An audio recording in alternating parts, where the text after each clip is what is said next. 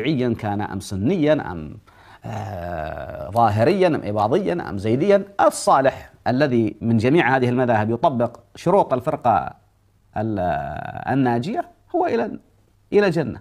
المؤمنون نعم، قد أفلح المؤمنون الذين هم في صلاتهم خاشعون والذين هم عن اللغو معرضون والذين هم للزكاة فاعلون إلى آخر الآيات. حتى لا أطول، آخر شيء يقول أولئك هم الوارثون الذين يرثون الفردوس هم فيها خالدون. هذه الفرقة الناجية، والذين يخالفون هذه الأمور هي من الفرق الهالكة بالتأكيد. يعني طريق الجنة والنار الله ما لبسه علينا حتى نبحث عن هذه الفرقة الناجية كأنها إبرة في قشة، هي واضحة. احصي أنت أوامر الله في القرآن التي تؤدي إلى دخول الجنة وافعلها، وانظر النواهي التي نهى الله عنها والتي تؤدي إلى دخول النار واجتنبها، تصبح أنت من الفرقة الناجية من أي فرقة كان، من أي مذهب كنت. القرآن واضح، بل حتى معمم. يعني في القرآن الكريم هناك تعميم حتى غير المسلمين.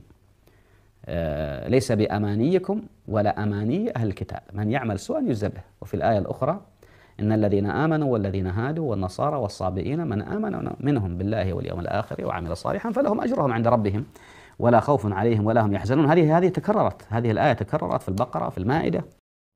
Ce shir fait partie du nombre de ceux qui achètent de plaisants discours pour égarer du sentier d'Allah, et ceux qui désirent cette présente vie prennent pour appui ce genre de prêche pour se légitimer dans leur égarement.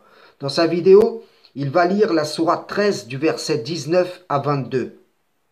En prétendant que quelle que soit la secte auquel appartient la personne, quiconque remplit les conditions de ces versets entre au paradis. Il citera aussi ces versets indiquant que les judaïsés, les nazaréens, les sabéens qui ont cru en Allah et au jour dernier et ont accompli de bonnes œuvres seront agréés. Ici, je ne contesterai pas le fait que Allah agréera qui il veut. Et il connaît mieux ceux qui doivent être châtiés. Par contre, je vais dénoncer l'isolement et la manipulation d'informations coraniques pour former un discours enjolivé qui va conforter dans une espérance trompeuse les gens dans l'association, dans la division. En effet, parmi les conditions devant être remplies, il y a l'engagement pris des gens du livre de croire et soutenir ce qu'Allah envoie en confirmation de ce qui est déjà avec eux. Donc le verset concernant les judaïsés, les nazaréens, les sabéens est conditionné à l'observance de cet engagement. À partir du moment où l'un de ceux qui appartiennent à ces groupements rejette le prophète Muhammad, il passe de la foi à la mécréance, et l'agrément d'Allah ne s'applique plus à lui, puisque les conditions ne sont plus remplies, si ce n'est qu'Allah en décide autrement. De même, lorsque ce shir dit « soyez sunnites, chiites, soufis, etc. », peu importe du moment que vous remplissez ces conditions, il entre dans un second mensonge. Allah reprocherait-il aux gens du livre d'avoir forgé le christianisme et le judaïsme sur la Torah et l'Injil en rappelant qu'Abraham n'était pas de leur religion, et il agréerait de vous d'avoir forgé le sunnisme, le chiisme, le coranisme, le Coran seul et tous ces ismes que vous avez forgés sur le dos du Coran? Le Coran est clair sur ces questions. La tolérance des shirs, imams, etc. est une trahison dont le prophète Muhammad se désavouera. Sourate 30, versets 30 à 32. Dirige tout ton être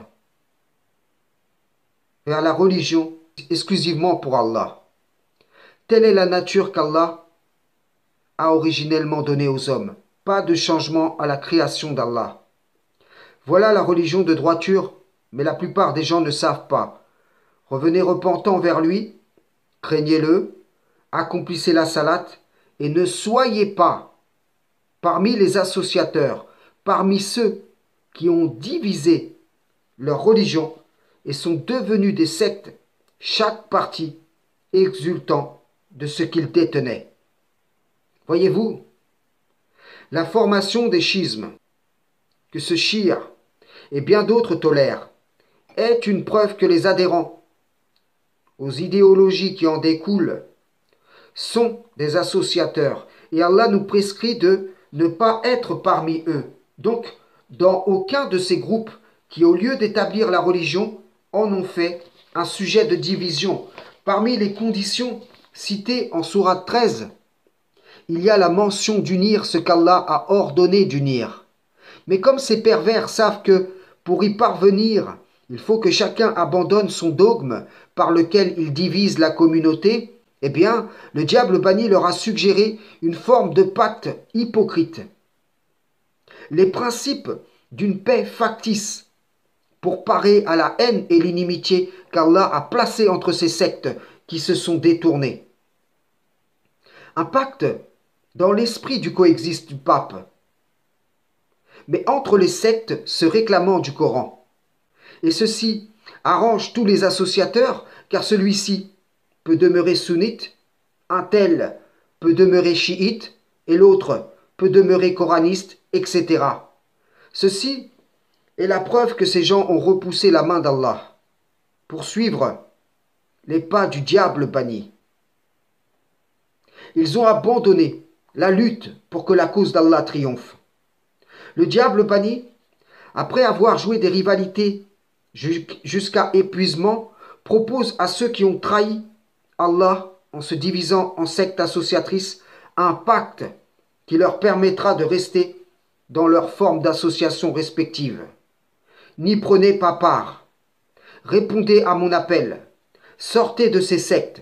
C'est sur mon appel qu'Allah va réunir tous ceux qui sont des siens, éparpillés dans ces divisions. Frères et sœurs en islam, salam, shalom.